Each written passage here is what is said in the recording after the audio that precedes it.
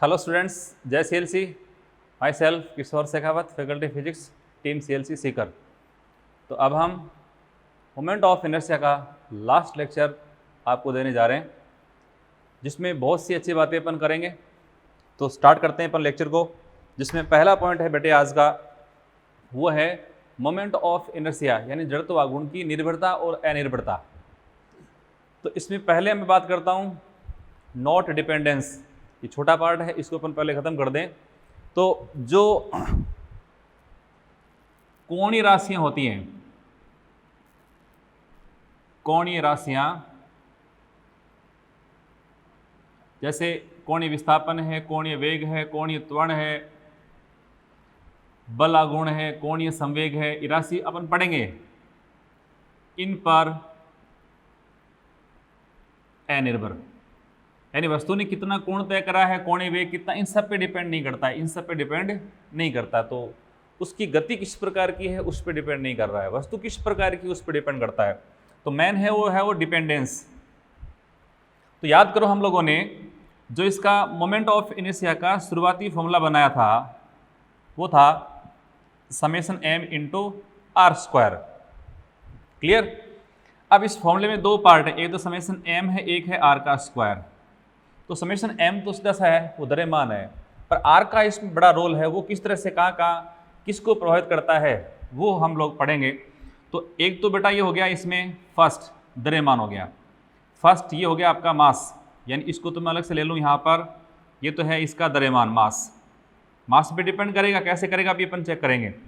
जो r का factor है वो बहुत ही इंपॉर्टेंट है, इस फैक्टर को हमें बहुत ही अच्छे से डिस्कस करना है, जिसमें हम लोग इसकी चार चीज़ें हैं वो अलग अलग डिस्कस करेंगे।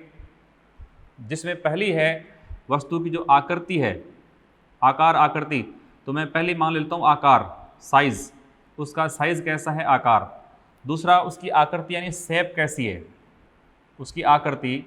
तीसरा है मैं उसको ले रहा हूँ द्रव्यमान वितरण, मास डिस्ट्रीब्यूशन, द्रव्यमान वितरण। और चौथा बेटा हम ले रहे हैं जो एक्सिस है, घूर्णन अक्ष है, घूर्णन अक्ष है, उसकी पोजीशन कैसी है, उस पे इन सब बातों पे डिपेंड करेंगे। और ये सारी बातें हैं, इनसे क्या आर बदलेगा, स्मॉल आर।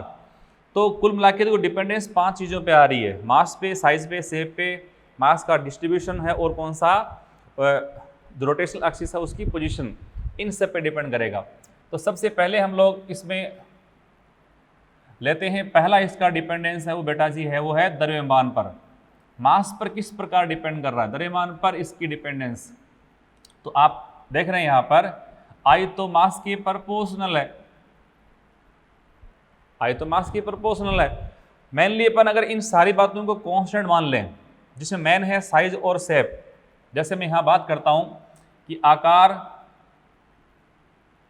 व आकृति समान हो,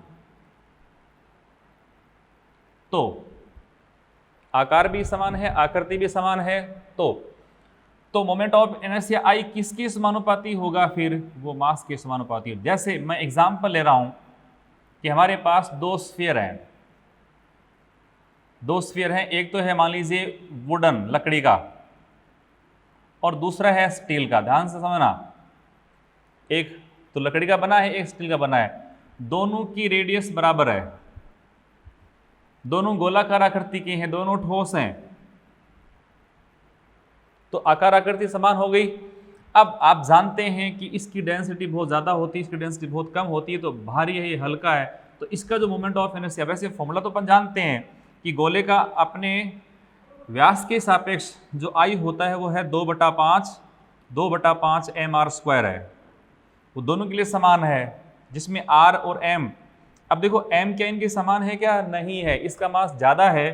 तो ऐसे केस में जो i हम लेंगे, एक तो स्टील का है, एक कौन सा वुड का है, तो इस वाले केस में स्टील की जो गेंद है उसका मोमेंट ऑफ इनर्शिया कैसा है, वो लकड़ी से ज़्यादा है। तो ये बात आपको ध्यान रखनी है। दूसरी बात मैं लेता हूँ प्यारे बच्चों, जो डिस्ट्रीब्यूशन की बात अपन कर रहे हैं, इस आर स्क्वायर का पहला रोल खत्म हो गया, तो दूसरा मैं ले रहा हूँ इसमें जो इसकी साइज है उस पर। तो मैं ऐसे मान लूँ कि द्रव्यमान समान होने पर, द्रव्यमान अपन ने समान ले लिया, साइज यानी आकार उसका, जैसे वापिस मैं इसी में आ रहा हूं, हमारे पास समान द्रव्यमान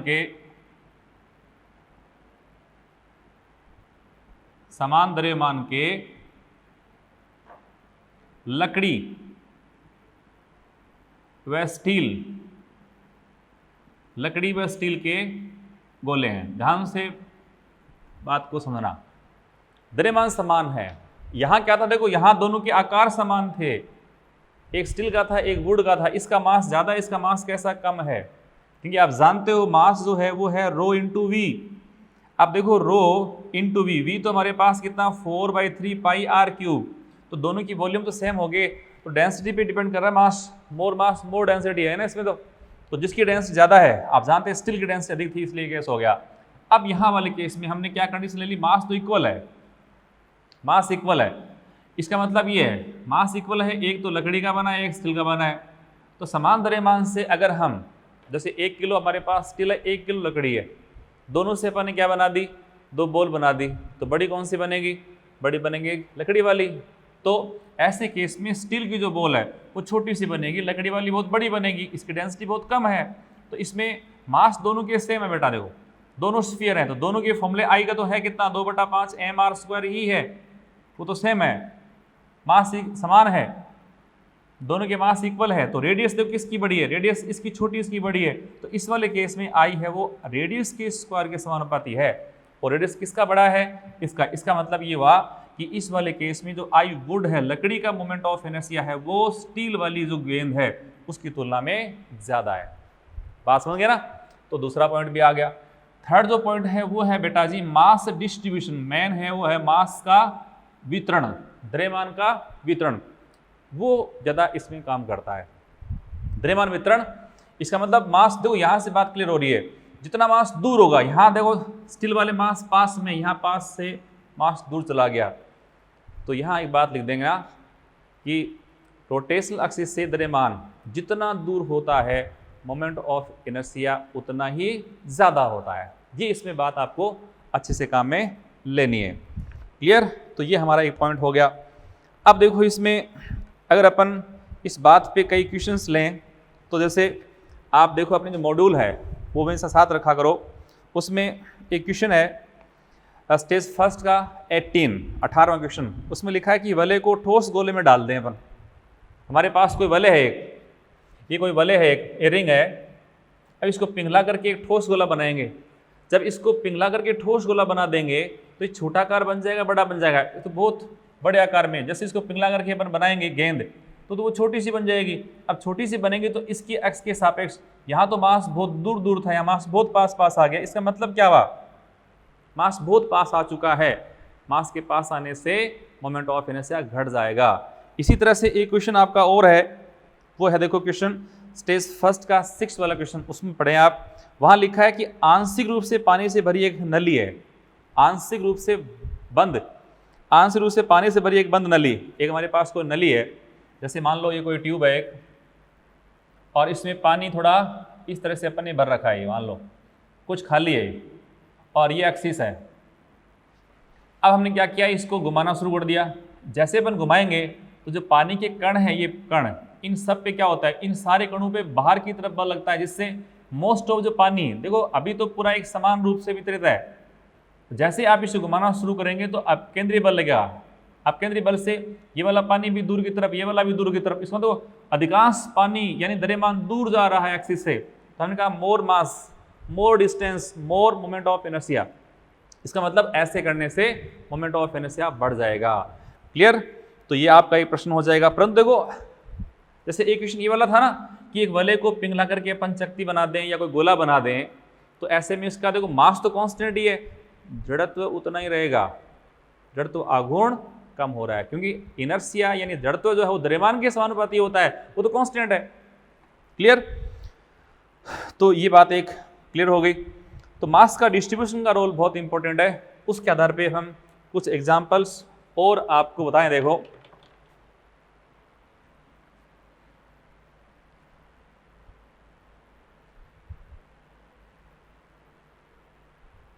तो कुल मिलाकर के यहाँ जो काम की बात आई वो है द्रव्यमान जितना ज़्यादा दूर होगा मोमेंट ऑफ इनर्शिया उतना ही ज़्यादा होगा।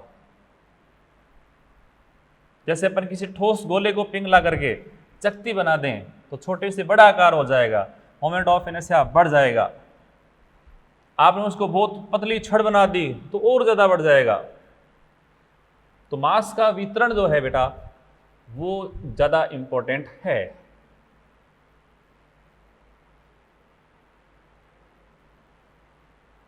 अब मैं कुछ क्वेश्चंस ले रहा हूं, वहां बस ये ध्यान रखना है कि मास का वितरण अधिक दूरी पर कहाँ है, उसी का मोमेंट ऑफ इनर्शिया वो ज़्यादा हो जाएगा। तो क्वेश्चन मेरा है, मैं 2 क्वेश्चन ले रहा हूं, देखो।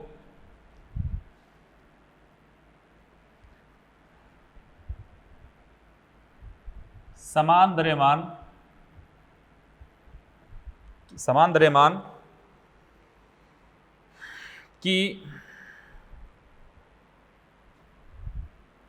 4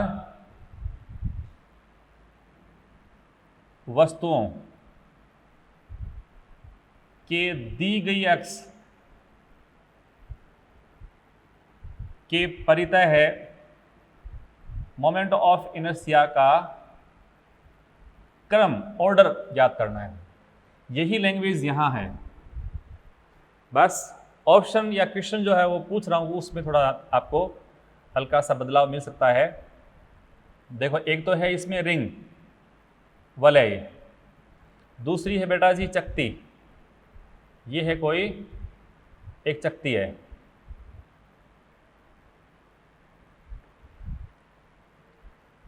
तीसरे में मैं ले रहा हूं एक ये फ्रेम है, फ्रेम होता है जो अपन कांच में जो अपना शीशा जो होता है जिसमें मुंह देखते हैं, फ्रेम सिर्फ ओनली परिधि पे उसका या उसकी जो परिमाप है वहाँ उसका द्रव्यमान है, बाकी अंदर खोखला है। और एक मान लेता हूँ मैं ये वर्गाकार पटल जिसमें मास यहाँ है, सब समान द्रव्यमान के भाई। ये रिंग है, ये चकती है, ये हमारे पास था एक वर्गाकार फ्रेम और ये वर्गाकार पटल, इसको मैं बोलूँगा स्क्वायर फ्रेम, स्क्वायर फ्रेम। और ये है स्क्वायर प्लेट, वर्गाकार प्लेट है ये। अब इसमें जो अलग चीज़ है वो क्या है वो देखें कि इसमें आपको दे रखा है कि ये डिस्टेंस यानी इसका व्यास कितना a है और इसका व्यास भी कितना बेटा जी a है। इसका भी व्यास या जो इसका एक भुजा उसको मैं a दे रहा हूँ और इसकी भुजा भी मैं a दे रहा हूँ। क्लियर? पहले दूसरा क्वेश्चन और बना दूं ताकि दोनों को साथ अपन समझें। उसकी लैंग्वेज यही है, उसकी भी ऑप्शन या जो जिनके अपने को ऑर्डर निकालने हैं वो यही है। बस हल्का सा मैं बदलाव करने वाला हूँ जरा सा, और उसी बदलाव से आप इस प्रश्न को समझ पाएंगे।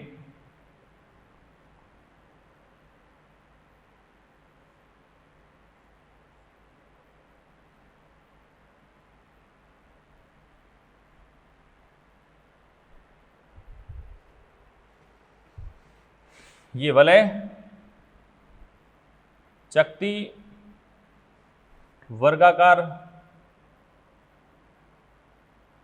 फ्रेम और ये वर्गाकार पटल या प्लेट। चकती है तो इसमें मास यहाँ डिस्ट्रीब्यूट है, यहाँ ये वर्गाकार पटल है तो इसका मास भी यहाँ डिस्ट्रीब्यूट है। अब जो अंतर है दोनों का उसको देखें, इसमें इसका व्यास आपको a दिया है, इसका व्यास भी आपको a दिया है, परंतु यहाँ जो ये डिस्टेंस आपको a दी जा रही है बेटे जी, ये डिस्टेंस इसका विकर्ण वो आपको a दिया जा रहा है। आपको इसमें ऑर्डर निकालना है मोमेंट ऑफ इनर्शिया, वो भी किसके सापेक्ष निकालना है वो देख लें। जो इनकी ज्यामितीय अक्ष है, जो इनकी ज्यामितीय अक्ष है, इन एक्सिस के अबाउट जो इनका सेंटर ऑफ मास है वो तल के लंबवत जो एक्सिस है इनके सापेक्ष अपने को मोमेंट ऑफ इनर्शिया का ऑर्डर पता करना है। ठीक है? तो आपने यहाँ भी मैंने जो एक सेंटेंस आपसे बोला था कि more mass more distance more moment of inertia, अधिक से अधिक द्रव्यमान जितना अधिक दूरी पे होगा मोमेंट ऑफ इनर्शिया उतना ही ज़्यादा होगा। ये कॉन्सेप्ट इसमें अपने को लागू करना है।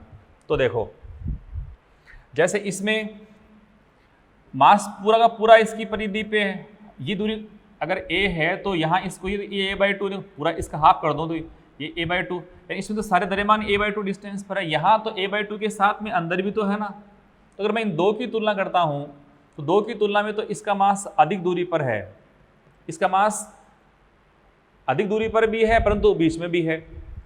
सारा द्रव्यमान इसका तो परिधि पे है, इसका परिधि के नहीं है, इस पटल पर है।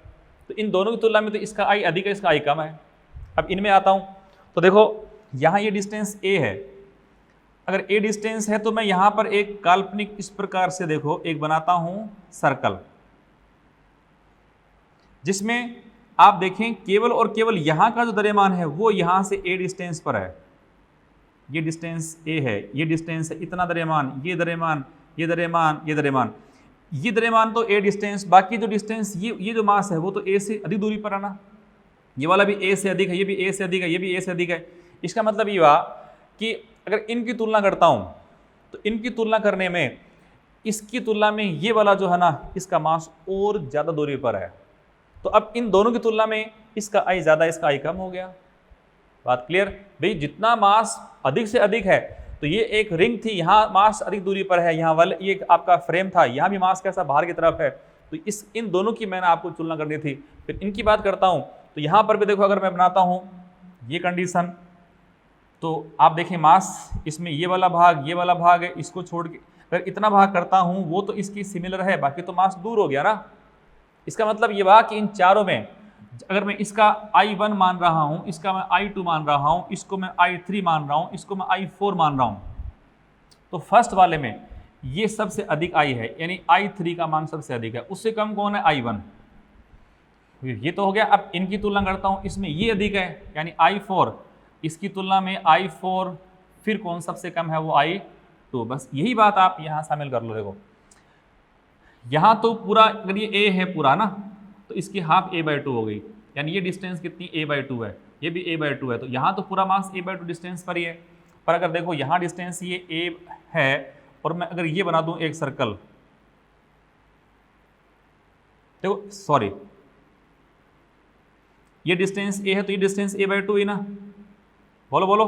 तो a/2 डिस्टेंस का अगर मैं बनाता हूँ ये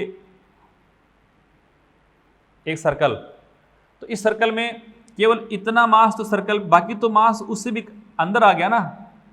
इसकी तुलना में इस वाले में, इस सी वाले पार्ट में मास थोड़ा करीब है, मास के करीब होने से आई घट गया। तो मैन तो इनकी तुलना करनी है, तो इनकी तुलना में इसका आई यानी I1 का मान है I2 से बड़ा हो गया। फिर इनकी तुलना करता हूं तो वापिस इन्हीं की बात यहाँ आएगी, तो इसमें जो आपका ये मान लो हमने क्या बोला, देखो ये इसका I1 है बेटा, ये है I2, इसको हमने कहा है I3, ये कौन सा आपका I4। तो ऑर्डर में यहाँ लिख दूँ, सबसे अधिक कौन सा हो जाएगा, देखो इसमें 1, I1 का मान सबसे बड़ा है, I3 उससे कम है, और इनकी तुलना करने पर भी इसका मान बड़ा हो गया तो I2 का मान, और सबसे कम कौन सा है I4 है। क्लियर? तो ये बहुत ही शानदार एग्जाम्पल है, इनको आप बहुत अच्छे से समझ सकते हो। क्लियर? अब हम आगे बढ़ते हैं और कुछ एग्जाम्पल इसके और देखते हैं सामान्य, जिसमें भी यही बातें सारी काम में लेनी है। तो देखें एग्जाम्पल,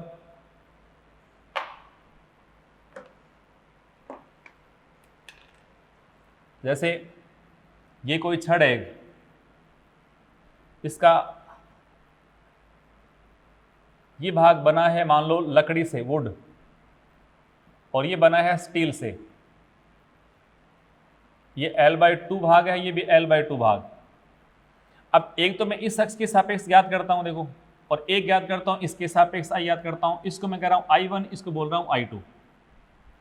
ध्यान देना भाई, ये लकड़ी का भाग है, ये कौन सा है, स्टील। जब मैं I1 ज्ञात करता हूं तो I1 ज्ञात करते समय हल्के वाला भाग पास है, भारी वाला दूर है, तो अधिक द्रव्यमान जितना दूर होगा उतना ही I ज्यादा होगा। अगर मैं इसके सापेक्ष ज्ञात करता हूं तो देखो आप, भारी वाला पास है और हल्के वाला दूर है, इसका मतलब निश्चित रूप से है कि I1 का मान है वो I2 से बड़ा है। इसके सापेक्ष आप ज्ञात करोगे तो अधिक आएगा, इसके सापेक्ष ज्ञात करने पर कम आएगा। क्लियर? एक एग्जाम्पल और देखें आप, जो अपने मॉड्यूल में स्टेज फर्स्ट का क्वेश्चन नंबर 16 है, उसमें आपको दे रखी है डिस्क, 2 डिस्क दे रखी हैं, थ्योरी में है, अच्छे से देख लो। उसमें साफ साफ बोला हुआ है कि इसके अंदर वाला भाग बना हुआ है आयरन से और बाहर वाला भाग बना है एल्यूमिनियम से। इसमें उल्टा दे दिया अपने को, यहाँ तो बना है बेटा जी आयरन से और अंदर बना किससे, एल्यूमिनियम से। तो आप जानते हैं एल्यूमिनियम तो हल्का होता है जिसकी डेंसिटी कम होती है। दोनों समान है, ये एक जैसे हैं, बस आकार समान है सब, जैसे ये R1 रेडियस है, R2 से बराबर दे रखे हैं। तो अंदर एल्यूमिनियम ये हल्का वाला भाग है, अंदर है, यहाँ भारी कैसा, बाहर की तरफ है। तो निश्चित रूप से इसका जो I2 होगा, इसका मान लो I1 है, इसका I2 है, तो I2 का मान वो है बड़ा होगा, I2 ज्यादा होगा।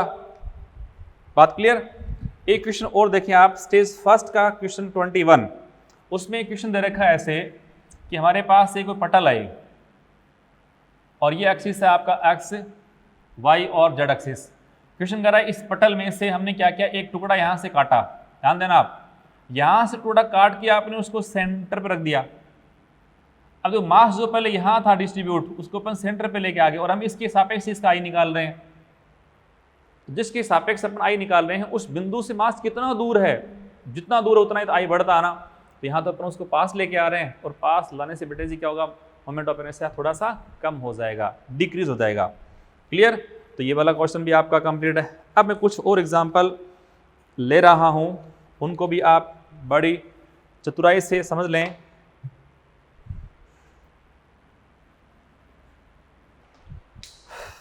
नेक्स्ट एग्जांपल देखें आप, कुछ और एग्जांपल अपन करें सॉल्व।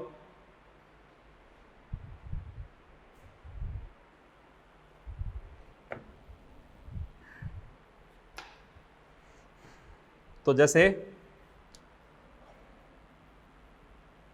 ये कोई एक अपने पास चकती है बेटा, डिस्क, और इस डिस्क में एक तो आपसे पूछे इस पॉइंट के अबाउट, एक इसके पॉइंट के अबाउट पूछे। ये है I1, इसके सापेक्ष में I2 ले रहा हूं। तो जब अपन इसके सापेक्ष ज्ञात करेंगे तो देखो बहुत सारा मास बहुत दूरी पर है, यहाँ दूरी से इसकी रेडियस कितनी R है। तो अगर इसके सापेक्ष ज्ञात करता हूं तो मास 2R तक भी है, और इसके सापेक्ष ज्ञात हो सारा R के तक। मैक्सिमम दूरी कितनी है, 2R तक, यहाँ से 2R, यहाँ कितनी R। तो निश्चित रूप से यहाँ पे I2 जो है उसका मान कैसा, बड़ा है। नेक्स्ट एग्जांपल देखो, जिसमें एक त्रिभुज दे रखा है अपने को। इस त्रिभुज में ये साइड छोटी है, साइड बड़ी है ना, साफ दिख रहा है। और यह देखो पहले एग्जांपल ये ले रहा हूँ, एक तो मैं इसके सापेक्ष याद करता हूँ मोमेंट ऑफ इनर्शिया, और एक याद करता हूँ इसके सापेक्ष। तो इसके सापेक्ष में I1 कह रहा हूँ, इसको मैं कह रहा हूँ I2। अब आप, और ये है क्या, एक त्रिभुजाकार पटल है, एक समान मोटाई का। तो आप बताओ मुझे कि I1 इसमें, यानी इस I1 के सापेक्ष इसके सापेक्ष I बड़ा होगा कि इसके सापेक्ष होगा। आप देखो इसके सापेक्ष याद करते हैं तो बहुत सारा द्रव्यमान तो अक्ष के पास में ही है, और अगर इसके सापेक्ष देखते हैं तो बहुत कम द्रव्यमान तो पास है और भारी वाला भाग कैसा, दूर है। तो निश्चित रूप से यहाँ पर I1 का मान है वो I2 से ज़्यादा है। बस ये चीज़ें आपको लगातार देखनी है। फिर नेक्स्ट क्वेश्चन देखो, एक क्वेश्चन और हमने ले लिया इसमें इस तरह से ही। ये कोई हमारे पास फिर एक त्रिभुजाकार पटल है। इस त्रिभुजाकार पटल में हम एक्सिस इस तरह से ले रहे हैं। एक तो एक्सिस बेटा जी ये वाली एक्सिस है, एक एक्सिस ये वाली है। इसके सापेक्ष में I1 कह रहा हूँ, इसको मैं कह रहा हूँ I2। वापिस काम वही देखना है, जैसे इसके सापेक्ष याद करते हैं तो ये वाला मास पास है, ये वाला कैसा है, दूर है, हल्के वाला भाग देखें आप। और I2 की बात करते हैं तो I2 की यानी इसके सापेक्ष याद करें तो ये वाला देखो यहाँ पे बहुत भारी भाग है, वो कैसा पास में, यहाँ कम वाला भाग देखो, इस ये लंबाई ज़्यादा है, ये लंबाई छोटी है। तो ये वाला मास है ना वो ज़्यादा पास में है, ये वाला मास है वो पास में तो है परंतु कम मास पास में है। तो निश्चित रूप से आपको यहाँ पता लग रहा है कि I2 और I1 की तुलना करेंगे तो इस एक्सिस के लिए मास अधिक दूरी पर है, तो इसलिए I1 का मान ज़्यादा है, I2 का मान कम है। फिर अपन देखें अगला क्वेश्चन, जिसमें ये क्वेश्चन नीट के लिए बहुत इंपॉर्टेंट है जो बता रहा हूँ अभी। मान लो ये एक समकोण त्रिभुज है, इसमें 3 कोण मैं यहाँ दे रहा हूँ। देखो एक तो कोण θ1 है, इसको मैं θ2 ले रहा हूँ, और ये θ3 है। देखने से आपको लग रहा है कि θ1, θ2 और θ3 में यही इनका ऑर्डर है। भुजाओं की लंबाई के रूप में अगर मैं देता हूं तो देखें, मैं इसको यहां कह रहा हूं 3 और इसको मैं कह रहा हूं बेटा जी 4, सॉरी ठीक है, इसको मैं कह रहा हूं 4 और ये कह रहा हूं 5। 3, 4 और 5, सही है।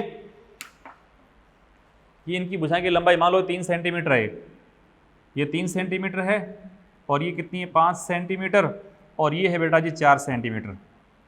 तो कोण आप जानते हैं इनके कोण देखो 5, ये 5 और 3 वाला कोण कितना होता है 53 डिग्री होता है और 5 और 4 वाला होता है 37 डिग्री और ये कितना है 90 डिग्री, मालूम है। अब अगर अपन अक्ष में जो 3 भुजाएं इसकी है उनके सापेक्ष इनके आई ज्ञात करते हैं, तो एक तो इसको याद करना है, तो जो कोण का क्रम है ना ये उसका उल्टा आई का क्रम होता है। जैसे आई का मान आपको निकालना हो I1, I2, I3, जस्ट उल्टा ऑर्डर देख लें आप।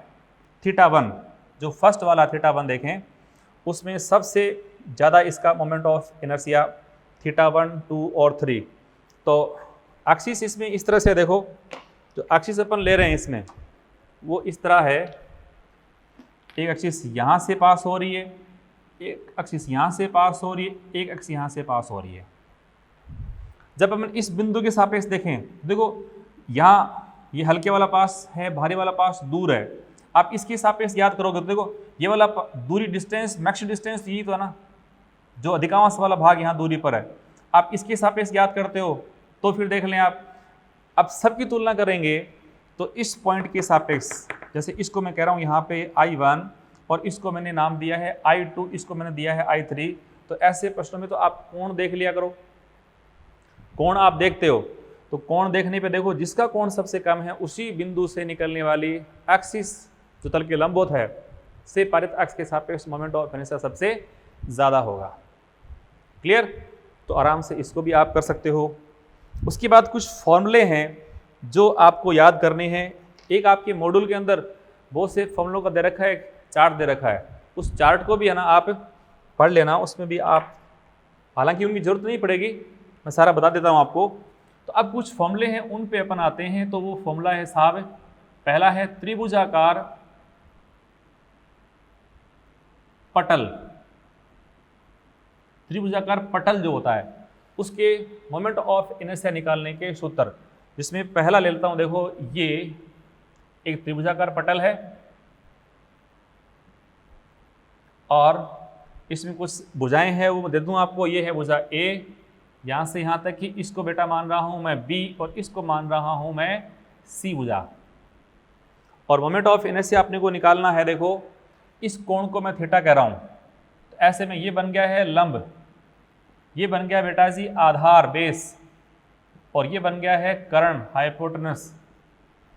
तो एक सबसे पहले अपन इसके सापेक्ष याद करें। देखो इसके सापेक्ष को मैं I1 कह रहा हूँ, आधार के सापेक्ष उसको मैं I2 कह रहा हूँ, और जो ये इसका कर्ण है इसके सापेक्ष उसको I3 कह रहा हूँ।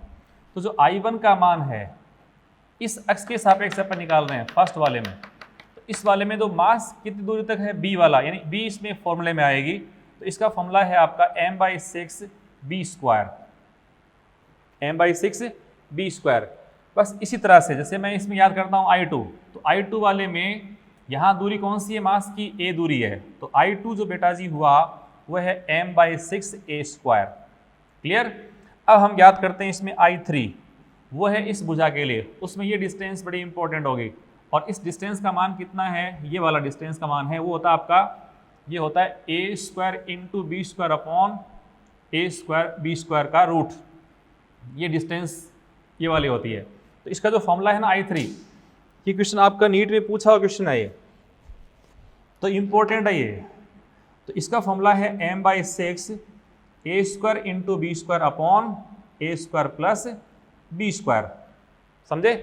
तो एक क्वेश्चन आप देख लें इसमें, अपने स्टेज सेकंड का क्वेश्चन 33, स्टेज सेकंड का क्वेश्चन 33, उसमें क्वेश्चन दे रखा है अपने को ऐसे, ये एक त्रिभुजाकार फ्रेम है या पटल मान लो, फ्रेम नहीं सिर्फ पटल है, और इसकी भुजा L है, ये भी कितनी L है, ये है एंगल 90 डिग्री का। और आपसे ये भी बोला है ये A भुजा है, ये कौन सी B और ये C है। तो आपसे कहा है कि AC जो भुजा है इसके सापेक्ष मोमेंट ऑफ इनर्शिया ज्ञात कीजिए। तो यही तो फॉर्मूला लगना ना। तो इसमें अपन डिस्टेंस ये काम में लेंगे, तो फॉर्मूला को m/6, फिर ये A का मान L है, B का भी L है, तो क्या लिखें L² × L² a² × b² upon ए स्क्वायर प्लस बी स्क्वायर इन कर दूँ 2l², जिसमें से ये इसे कैंसिल तो 2 से हो गया मल्टीप्लाई, तो ml²/12, ये इसका आंसर बन गया ml²/12। समझे बेटे? तो ये इसका फॉर्मूला है, वो अपन ने कर लिया। अब हम आते हैं दो बेहतरीन क्वेश्चंस, उसके भी कुछ फॉर्मूले हैं, वही हम ले रहे हैं। देखो तो यहां से बढ़े आगे अपन, ये फॉर्मूले आपको याद करने पड़ेंगे, इसमें सीधे क्वेश्चन आपको करने होते हैं।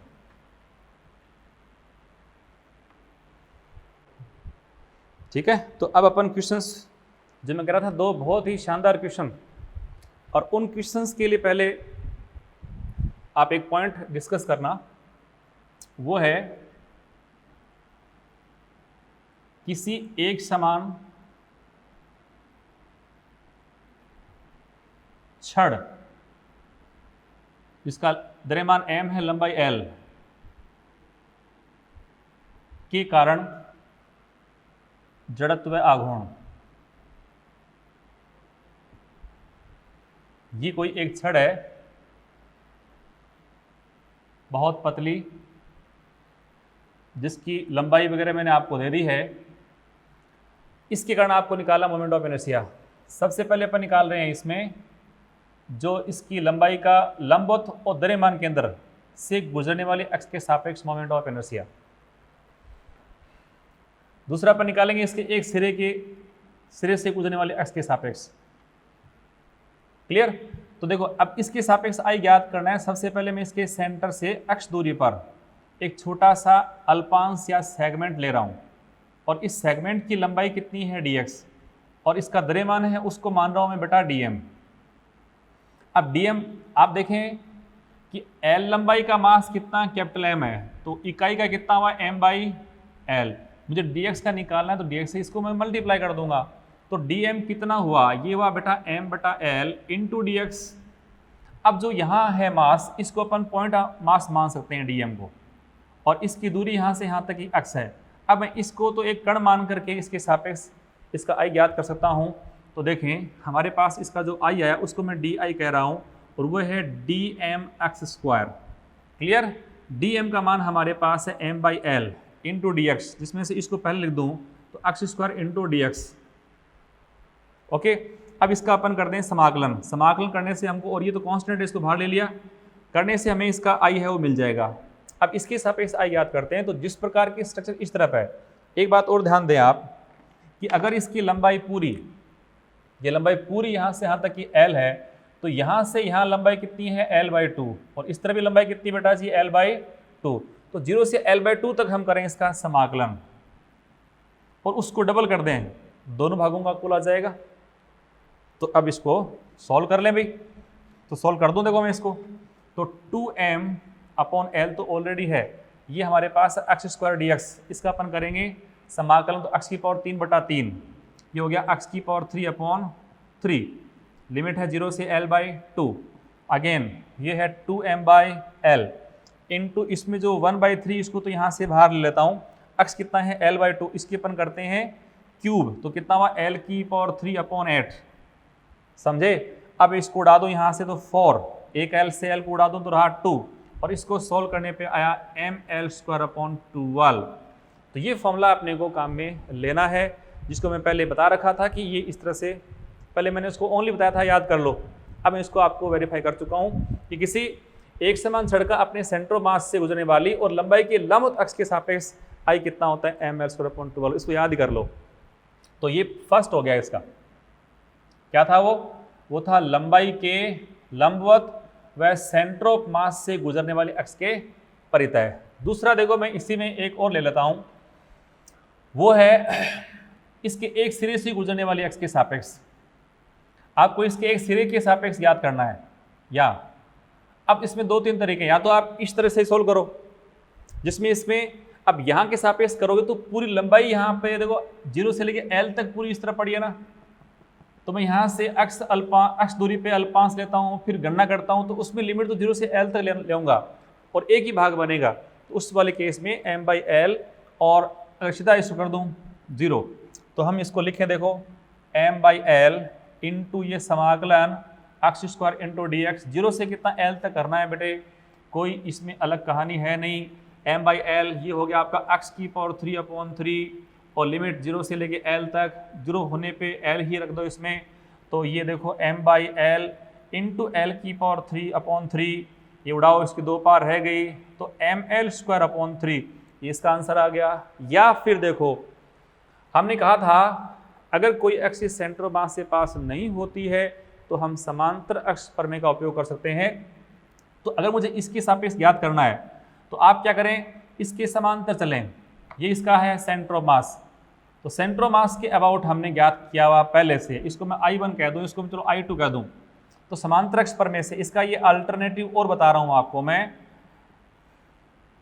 जिसमें अगर मैं इसका I2 यहां लेता हूं तो I2 कितना, तो I1 plus m into D square, याद करो जिसमें I1 क्या है, I1 है सेंटर ऑफ मास से गुजरने वाली और दिगी अक्ष के समांतर अक्ष के सापेक्ष मोमेंट ऑफ इनर्शिया, और इसके सापेक्ष अपन जानते हैं ये आपका ml² plus m total mass है, d यहाँ पर है दोनों अक्षों के बीच की दूरी, कुल लंबाई कितनी हमारे पास l है, तो ये बची कितनी l/2, तो आपने यहाँ क्या कर दिया l/2 का स्क्वायर तो l²/4, इन दोनों को आप ऐड करते हो तो ये ml² 3 मान आ जाता है, समझ गए। तो इसका सेंटर मास के अबाउट निकालना हो तो हो गया, और अगर हम इसके एक एंड का निकालना हो तो भी इसको आराम से कर सकते हो, क्यों, हो गया ना, सब हो जाएगा। तीसरा काम उसी में सी मान लो, तो ये है बेटे जी एक समान पतली छड़,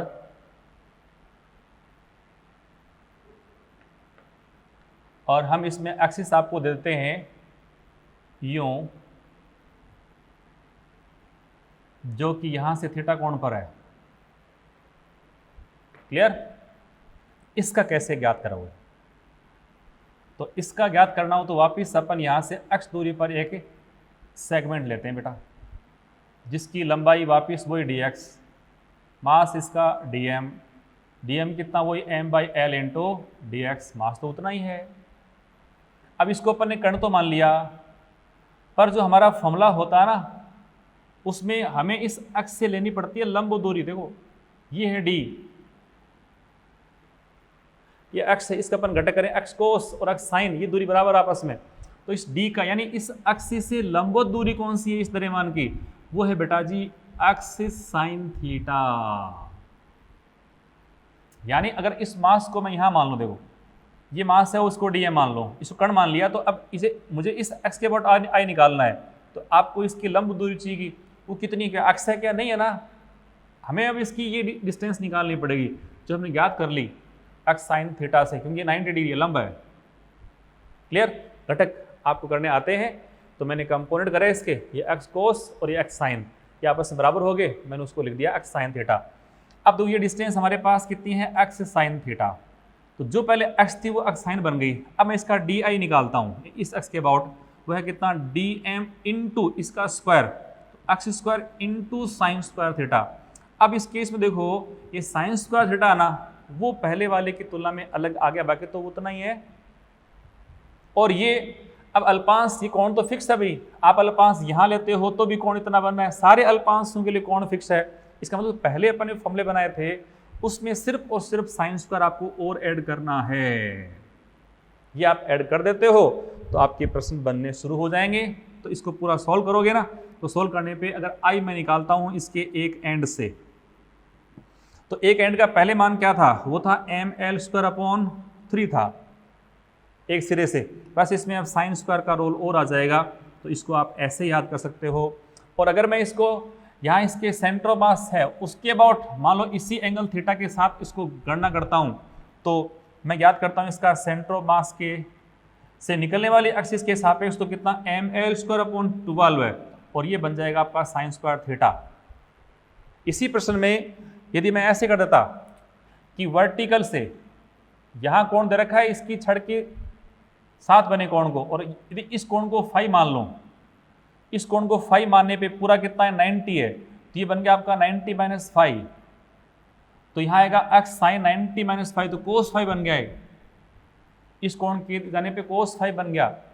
तो cos फाइव वाले से आप याद करोगे तो आई एंड बस उसमें फिर यही तो है ml²/3, परंतु यहाँ आ जाएगा आपका cos² फाइव, और इसमें भी आप याद करोगे तो ml²/12 है और ये बन जाएगा cos² फाइव।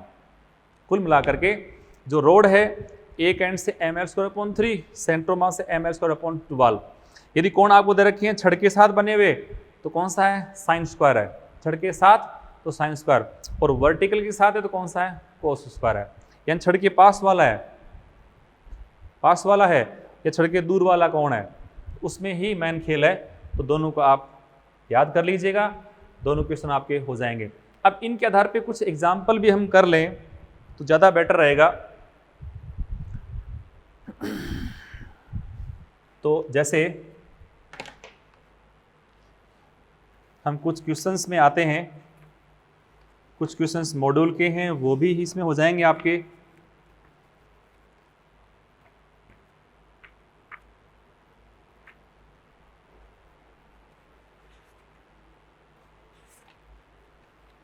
तो जैसे स्टेज थर्ड का क्वेश्चन 5,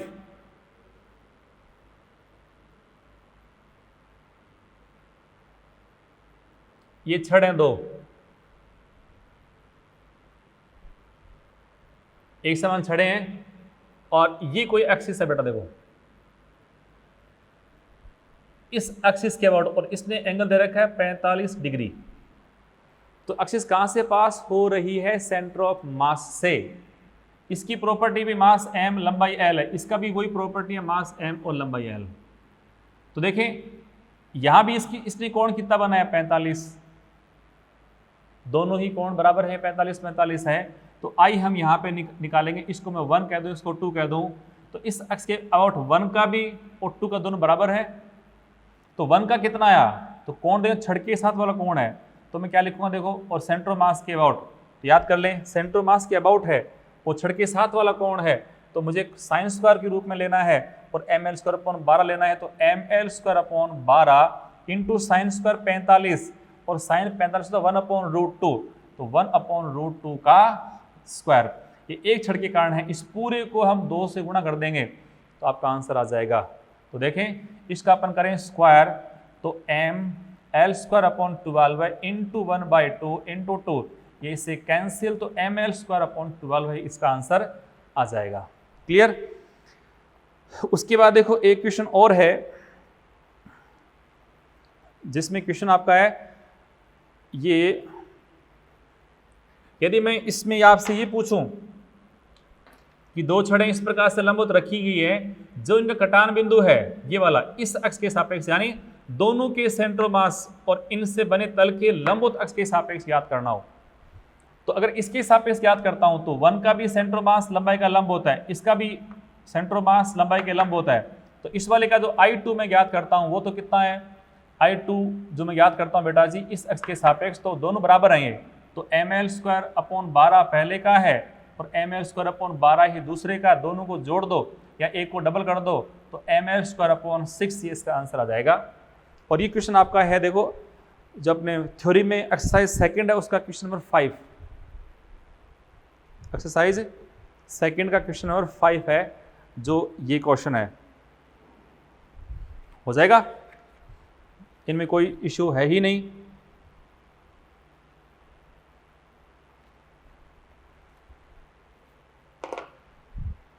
कुछ क्वेश्चन और इसके अपन कर लेते हैं।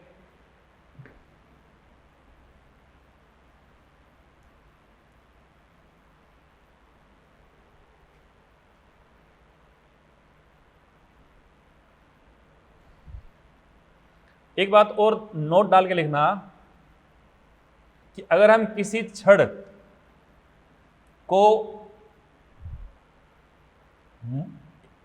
2 भागों में बांट लें, ऐसे ये छड़ है, ये इसका सेंटर मास है, ठीक मध्य से मान लो, या छड़ में कहीं पर भी कोई बिंदु है, ये मान लो l/2, ये l/2, इसका मास भी कितना m/2, इसका मास भी कितना m/2 हो गया। मान लो हमने इसको l/3 और ये 2l/3 यहाँ बीच वाला पॉइंट ले लिया मैंने, अब हम क्या करते हैं, इस छड़ को इस तरह से मोड़ दें और मोड़ के अगर इनके बीच कोण बना दे अपन 60 डिग्री का, यहां पर भी इसको अपन ऐसे मोड़ दें, देखो यूं, और ये कोण बना दे 60 डिग्री का। तो इस तरह से किसी एक बिंदु पर इसके दो भागों को मोड़ दें, तो मोड़ने के पश्चात और मोड़ने के पहले जो ये एक्सिस है, जो ये एक्सिस है, यहाँ ये एक्सिस है और ये एक्सिस है, इनके सापेक्ष मोमेंट ऑफ इनर्शिया अपरिवर्तित रहते हैं। जैसे इसमें ये जो है, इसको मैं आई कह रहा हूँ, इसको मैं आई डेस कह रहा हूँ, तो आई जो है वो हम जानते हैं एक समान छड़ का कितना है, ये ml²/12 है, और अब मुझे आई डेस निकालना है। तो क्लियर देखो, इसमें ये लंबाई कितनी है, देखो l/2, इसका मास कितना है m/2, और अगर मैं इसको एक को हटा दूं यहाँ से एक बार, तो ये क्या है, इस एक छड़ का सिरा हो गया ना। अब ये इसका एक सिरा है, तो इसके सापेक्ष तो क्या होता है, ml²/3 होता है, जिसमें मास कितना है m/2, l कितना l/2 है, उस रूप में है इसका फॉर्मूला। तो मैं क्या लिखूं, देखो ये बन गया आपका m/2 इंटू l/2 है, इसका √3, ये एक छड़ का है, इतना ही दूसरी का भी है, क्योंकि ये भी इसका एक सिरा ही हो गया। तो इसको अगर 2 से मल्टीप्लाई कर दूं तो मुझे आई डेस मिलेगा। अब चेक करो इसका आंसर कितना आ रहा है। तो जिसमें देखो ये आपका हो गया नीचे 1/2 1/4, तो ये भी नीचे ही है, तो 1/2 इंटू 1/4 इंटू 1/3, हाँ ये 2 ऊपर गुणा हो रहा है, इसको यहाँ से उड़ा दूँ तो कितना, 4×3=12, बाकी तो ml² है ही। तो इसको भी पूरा सोल्व करने पर ये ml²/12 ही आता है। इससे प्रूव हो रहा है कि ऐसा करने से मोमेंट ऑफ इनर्शिया में कोई बदलाव नहीं आता है। तो ये पॉइंट आपका अच्छे से हो जाना चाहिए। और इसमें एक क्वेश्चन आपका एक्सरसाइज सेकंड का सेकंड क्वेश्चन, यही क्वेश्चन है, तो ये क्वेश्चन आपका इसमें बन गया। ठीक है बेटे। अब देखो एक क्वेश्चन इसमें और पूछा हुआ है, क्वेश्चन है AIPMT 2011 में प्रश्न पूछा हुआ है, और ए का 6 स्टेज 4 जो है उसका पार्ट ए का क्वेश्चन नंबर 6 है। उसमें क्वेश्चन है बहुत ही सिंपल। वो क्वेश्चन कह रहा है ये कोई एक रोड है, और इस रोड में जो इसमें सेंटर ऑफ मास है, इसके सापेक्ष मोमेंट ऑफ इनर्शिया I0 है, और आपसे पूछा है कि इसके एक सिरे से जाने वाली अक्ष के सापेक्ष moment of inertia I dash कितना है। बस इतना ही। L लंबाई की छड़ आपको दे रखी है, इसका सेंटर ऑफ मास है, दूरी मालूम है l/2, बस इतना पूछा है कि I डेश कितना। देखो ये नीट में क्वेश्चन ऐसे आ रहे हैं, तो इसके सापेक्ष I आप निकालते हो। तो मैंने कहा था सबसे पहले ऐसे प्रश्न ये देखो कि given axis centre of mass से गुजर रही है अथवा नहीं गुजर रही।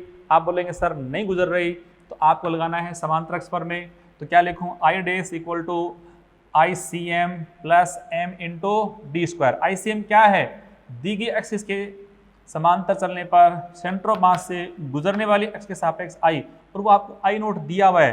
तो आपको अब अपनी बुद्धि मत लगाना, सिर्फ इतना ही लिखना, इनटू मास इस छड़ का m है, d क्या है, दोनों अक्षों के बीच की लंब दूरी, तो l/2 है, तो आपने लिखा l/2 का स्क्वायर, तो l²/4। यही ऑप्शन था, इसी को टिक करना था, और 4 इसके अंक आपको मिलने थे। आपने सही किया तो आपको मिल गए, नहीं किए तो नहीं मिले। समझे। तो ये एक बहुत ही शानदार क्वेश्चन आपका बन गया।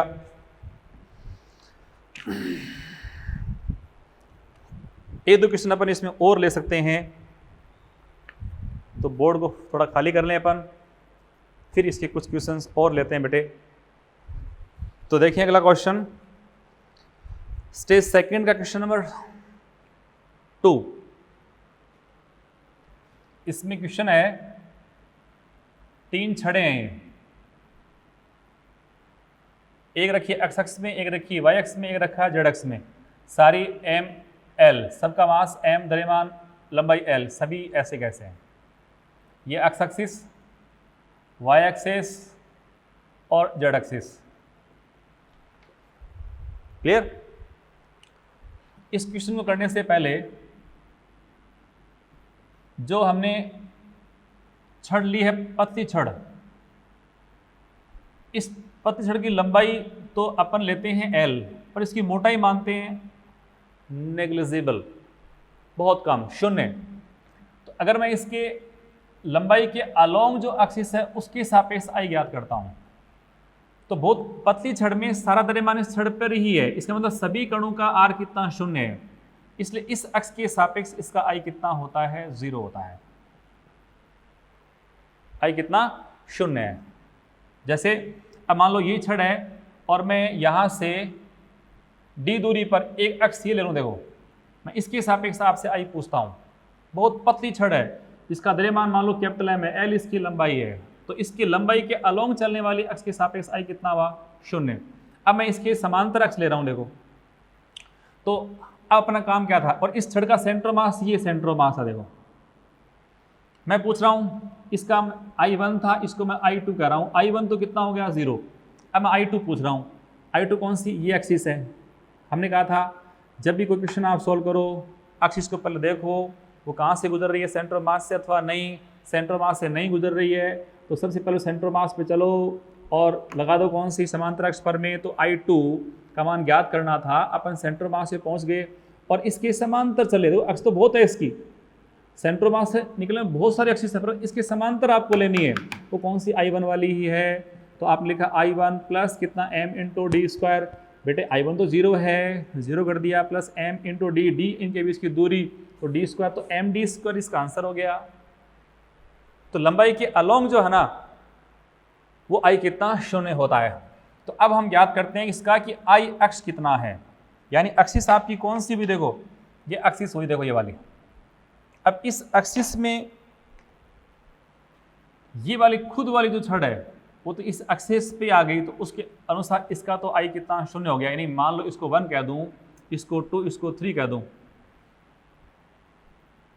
जिसमें छड़ें किस प्रकार से हैं, देखो छड़ें इस प्रकार से हैं, ये एक एक्स अक्ष में है, एक वाई अक्ष में है, एक कौन सा आपका जेड एक्सिस में। और ये एक्सिस यहाँ से पास हो रही है। एक्सिस कैसे पास हो रही है, देखो यहाँ से पास हो रही है। इसका मतलब ये छड़ जो ये वाली, ये तो एक्सिस पे आ गई, इसका तो I 0 हो गया।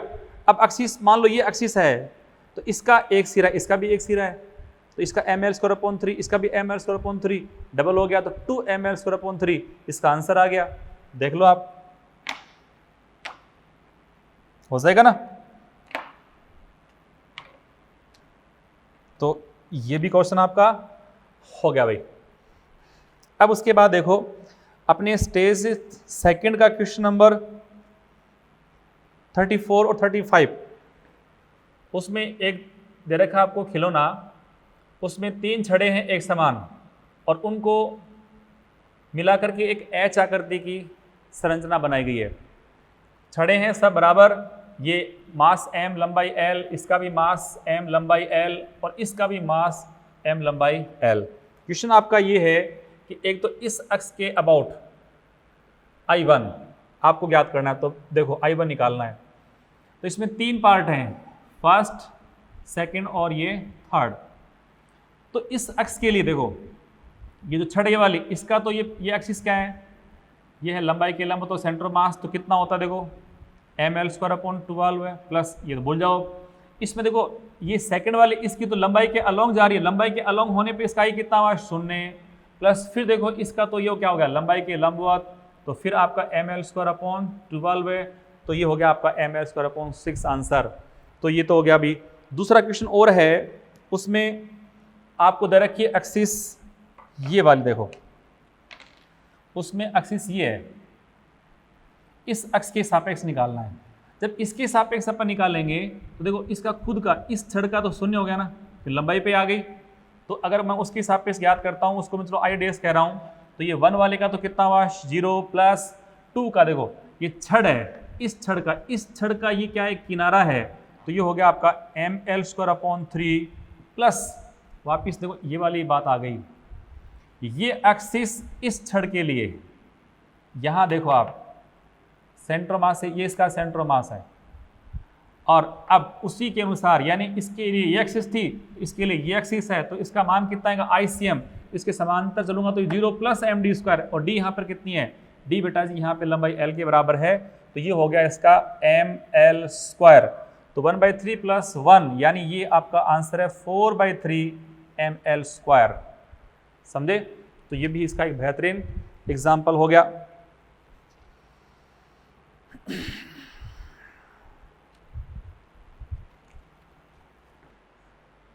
तो इस लेक्चर का अपन लास्ट और बहुत इम्पोर्टेंट क्वेश्चन समझने जा रहे हैं। तो पहला इसमें है वर्गाकार पटल जिसका द्रव्यमान है कैपिटल M, इसकी भुजा की लंबाई है, ये भी कितनी बेटा जी L है और ये भी है L। इसमें इसके लंबाई को तो अपन L कह रहे हैं, चौड़ाई को अपन ले रहे हैं B। मास है कैपिटल M, इनका अपने को फाइंड करना है मोमेंट ऑफ इनर्शिया। एक बात पहले देखना, इसके लिए हमने सीखा था ये कोई छड़ है, इसका सेंटर मास और लंबाई के लंबवत आई अपन निकाले थे, तो आई था इसका mL²/12 था ना। किस पे डिपेंड कर रहा है? इसके मास पर और इसकी लंबाई पर। अब ये चौड़ाई कितनी है इस एक्सिस के लिए, देखो इसकी चौड़ाई कितनी है, ये चौड़ाई कम है कि ज़्यादा उस पर डिपेंड नहीं कर रहा। इस एक्स के सापेक्ष निकाल रहे हैं तो इसकी लंबाई इंपॉर्टेंट है, चौड़ाई तो इंपॉर्टेंट नहीं है। इसको अपन और अधिक कर दें तो भी कोई दिक्कत नहीं है, इसको अपन आयत बना दें, इसको वर्ग बना दें, तब भी इस एक्स के सापेक्ष आयत उतना ही है ना। तो देखो सबसे पहले मैं ले रहा हूँ ये एक्सिस, इस एक्स के सापेक्ष इसको मैं कर रहा हूँ I1। तो I1 का मान कितना है वो देखें, I1 है बेटा जी, अब इस एक्स के सापेक्ष निकालो तो लंबाई कितनी L हुई ना, ये हुई आपका mL²/12। इसमें भी सबसे पहले मैं ये एक्स ले रहा हूँ और इसके सापेक्ष इसको मैं I1 कह रहा हूँ, और इसका भी I1 तो बेटा उतना ही है, mL²/12 ही है, कोई दिक्कत नहीं है इसमें पहले फॉर्मूले में। अब आते हैं अपन इस दूसरे एक्सिस में, इसके सापेक्ष यहाँ पर भी कोई समस्या नहीं, ये भी लंबाई L ही है, वही बात यहाँ लागू हो जाएगी। तो इसका भी I2 कितना है, देखो mL²/12 ही है, कोई इश्यू नहीं है। परंतु इसमें ज्ञात करेंगे अपन इस दूसरी एक्सिस के सापेक्ष, इसमें लंबाई, अब देखो ये लंबाई के स्थान पे चौड़ाई B का अपन मान यूज करेंगे, तो इसलिए इसका I2 कितना हो जाएगा mB²/12।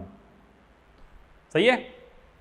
अब आता हूँ देखो कि ये जो सेंटर मास है और इसके तल के लंबवत एक्सिस, ये इसके सापेक्ष मैं I है उसको I3 कह रहा हूँ। अब गौर करो आप, ये I1 है और इसको अपन ने I2 कहा था, ये दोनों एक्सिस आपस में 90 पे नहीं है क्या? तो हमने पढ़ा था लंबवत अक्ष पर में, उसके अनुसार I1 और I2 का योग दोनों 90 पे आपस में, इसलिए इन दोनों का योग I3 के बराबर है। तो I3 अपन क्या लिख सकते हैं, वो हम लिखें I1 + I2, दोनों बराबर थे, तो ये हो गया आपका mL²/6, यानी इसका डबल कर दिया, तो इसका आंसर आपका आ गया mL²/6। और ऐसे मैं यहाँ भी कर सकता हूँ, इसके सेंटर मास के सापेक्ष I3 निकालना हो तो फिर देखो दोनों एक्सिस 90 पे हैं, एक्सिस पे 90 पे होने पे इसका I3 फिर कितना होगा, I1 + I2। इसमें m/12 तो कॉमन आ गया, अंदर से क्या रहा, L² + B², तो फॉर्मूला तैयार हो गया इसका। यहाँ तो समान थे ना, बराबर थे, इसलिए ऐसे हो गया, वहाँ तो अलग अलग है तो अलग आ जाएगा। अब उसके बाद देखो, यदि मैं एक एक्स ही मानता हूँ, देखो जो हमारे पास फोर्थ है वहाँ तक अपन कर लिए। अब मैं आता हूँ, देखो इसमें I4 मैं यहाँ ले रहा हूँ, देखो ये एक्सिस, ये है I4, और इसके लिए भी मैं ये ले रहा हूँ बेटा I4। जिस ऑर्डर से बता रहा हूँ उसी ऑर्डर से आप लेते जाओ। अब क्या देखो, ये अपन पढ़ गए हैं, ये कोई छड़ है, इसका एक सिरा है। अब इसका अपन निकालते हैं, मान लो इसकी लंबाई L, तो क्या था इसका mL²/3 था बेटे, mL²/3। इसकी अभी चौड़ाई उस पर डिपेंड नहीं कर रहा, बस mL²/3 है। तो इस सिरे से जाने वाली एक्सिस सापेक्ष अपन ज्ञात करते हैं, तो लंबाई इसकी कितनी रह गई, L। तो I4 बेटा कितना है, देखो I4 आया mL²/3, mL²/3। और अगर मैं ये एक्सिस मान लूँ I4, I5 में, चलो ये एक्सिस ले रहा हूँ, तो इसके सापेक्ष आप देखो I5, तो ये भी तो, अब इसमें ये इसका एक सिरा बन गया, तो I5 भी कितना हुआ, देखो mL²/3। इसमें अपन बात करते हैं, तो I4 और I5 इसका भी अपन निकाल लें, तो I4 इस वाले में लंबाई L हो गई, तो ये वो आपका mL²/3।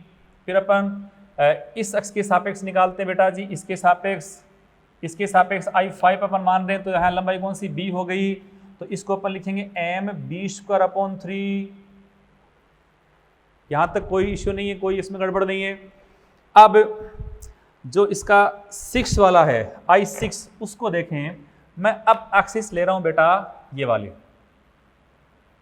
इसको मैं ले रहा हूँ I6, यहाँ पर भी मैं ये ले रहा हूँ पॉइंट, ये है आपका I6।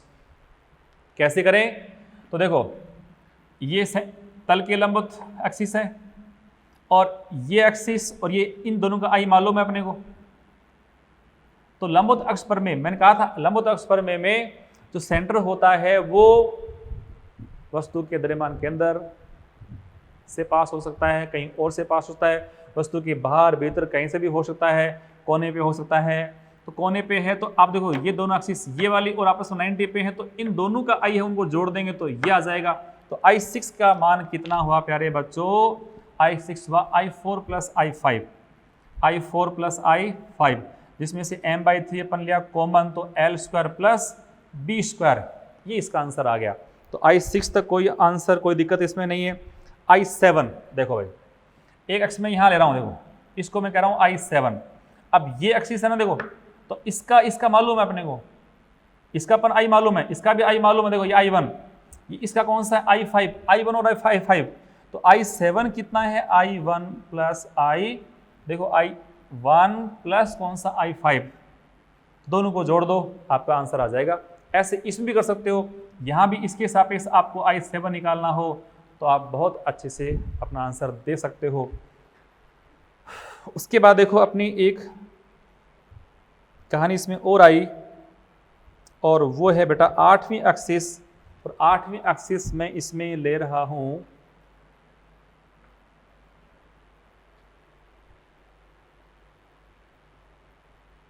ये वाली एक्सिस।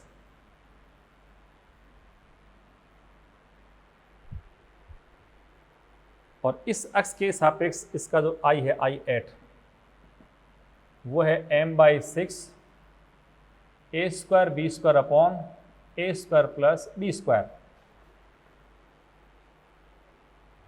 या L स्क्वायर b स्क्वायर, और यहाँ तो L थे ना, तो इसका मामला सेट हो जाएगा। और इसमें भी अपन इसके सापेक्ष याद करेंगे तो इसका भी फॉर्मूला वही है, यहाँ जाएगा आपका L square plus L square b square upon L square plus b square.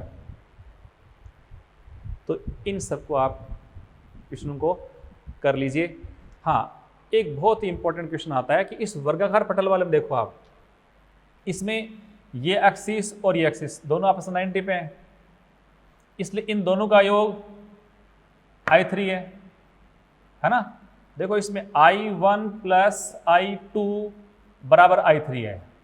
फिर देखो ये जो ये वाले एक्सिस और ये वाले एक्सिस ये भी 90 पर है, इसलिए इन दोनों का योग भी, यदि इसको मैं IP मान लूँ, इसको मैं IQ मान लूँ, तो इन दोनों को भी देखो आप कि IP प्लस IQ, और वो भी देखो दोनों 90 पे हैं, कटान बिंदु ये है, इसका मान भी कौन सा आपका I3 है। फिर देखें इस एक्स के इस तरफ का मास इस तरफ बराबर है, इस तरफ बराबर है, और मास का वितरण जब बराबर है तो इस एक्स के लिए भी और इसके लिए मास की वितरण के बराबर होने से ये I1 इक्वल टू कौन सा बेटा I2 है। इन दोनों का जोड़ कितना I3, इन दोनों का जोड़ भी I3 है। गौर करो आप, इस एक्सिस के इस तरफ मास जैसा है वैसा ही इस तरफ है। इसका मतलब ये भी है कि IP और IQ भी बराबर है। इन दोनों का योग ये है, इनका योग बराबर, इनके बराबर I3 है, ये दोनों आपस में समान है, ये भी समान है। इसका मतलब ये हुआ कि वर्गाकार पटल में I1 equal to I3, IP, IQ ये सब बराबर है बेटा जी, चारों बराबर हैं। परंतु इस वाले में देखो हम I1 प्लस I2 बराबर तो I3 कह सकते हैं, परंतु इस एक्स का IP मान लो, इसको मैं IQ मान लूँ, ये 90 पे नहीं है, इसलिए पर IP प्लस IQ बराबर I4, I3 नहीं कह सकते। ओके, तो बेटा जी हम इस लेक्चर को यहीं समाप्त करते हैं। तो शायद अपना थ्योरेटिकल पोर्शन इसमें कंप्लीट हो चुका है। सारे क्वेश्चंस मोस्टली मैंने यहाँ आपको डिस्कस करवा दिए हैं, कुछ क्वेश्चंस रहे हैं तो फिर बता दूँ आपको, हम एक लेक्चर 1 आवर का आपको और देने वाले हैं, जिसमें जो मॉड्यूल की और जो प्रॉब्लम्स हैं वो सारी की सारी आपको हम दे देंगे, तो उसको देखना नहीं भूलें। ठीक है बेटे, ओके, थैंक यू, जय CLC।